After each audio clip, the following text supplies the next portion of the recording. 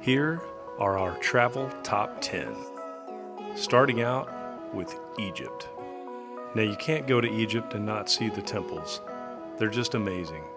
So get yourself to Aswan or to Luxor and start a Nile River cruise where you see these beautiful and amazing temples.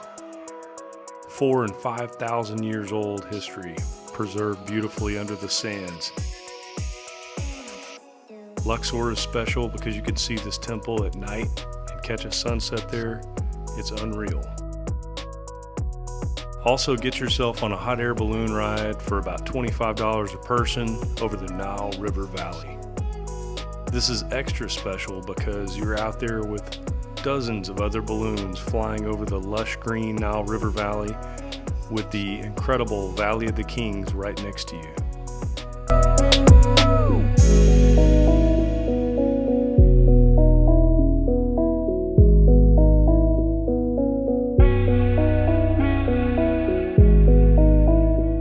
See the Valley of the Kings where the pharaohs have been entombed. The amazing hieroglyphics are preserved perfectly because they've been in the dark for thousands of years. You actually get to go to the burial chambers themselves.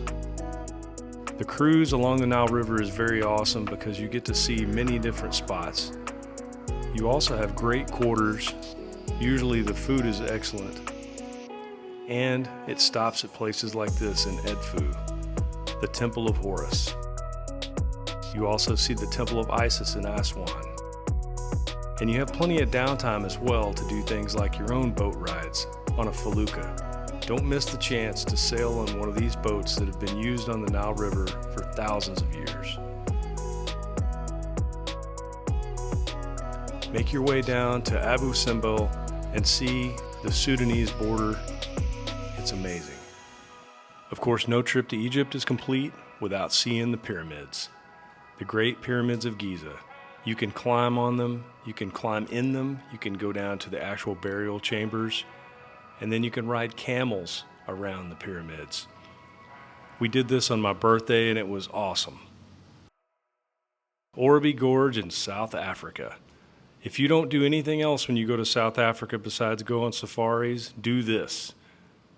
You can do all sorts of activities here, but this one has got to be the best. Hold on to your shorts. 3, 2, 1.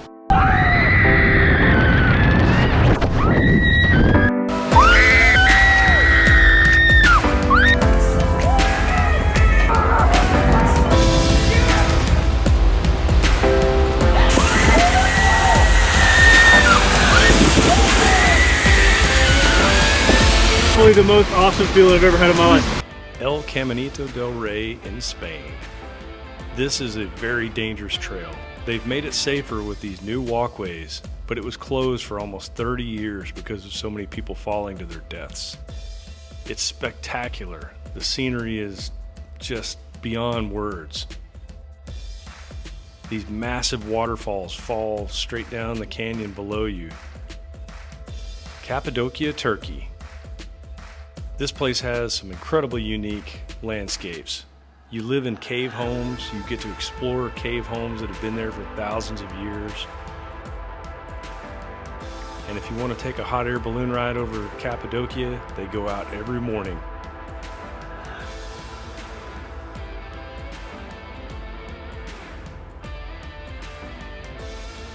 You go to Turkey, you got to go to Cappadocia. Benagil Cave in Portugal. This beautiful area of southern Portugal, known as the Algarve coast, has some of the most spectacular coastline with these cliffs, the beautiful blue-green waters, and these caves, these naturally formed caves that have been there for millions of years. The big ticket item of this cruise is going into Benagil Cave itself. Seen here, it's got its own little piece of private beach, beautiful clear waters, and its own built-in sunroof. Benagil Cave in Portugal. Mont Saint-Michel in France. If you go to France, go beyond Paris. Go down to the Normandy coast and see this beautiful medieval castle. It's in the tidal waters off the coast of Normandy, It sits on its own hill. It's got everything from churches and palaces and prisons inside of it. It's been used for so many things over the centuries. It's a beautiful location, spectacular architecture.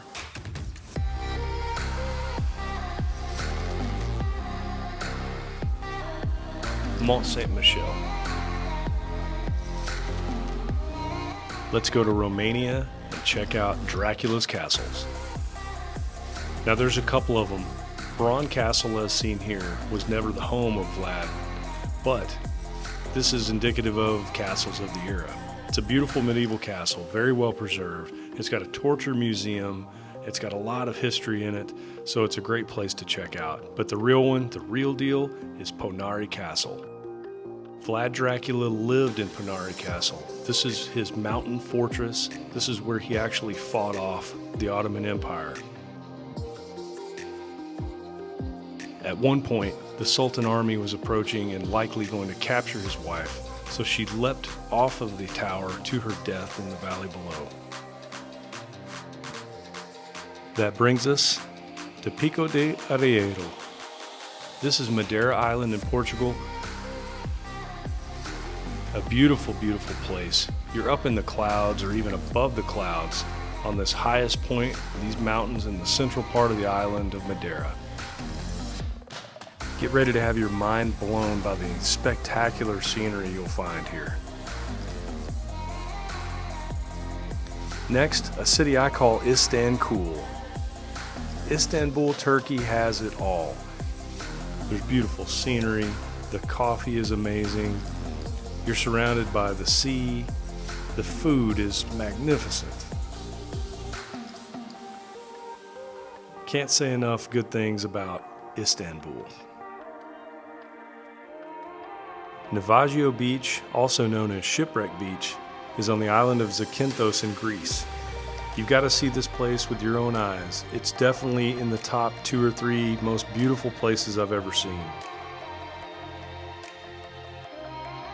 The water is so clear, so blue, so beautiful, and the sand is sparkling white sugar sand.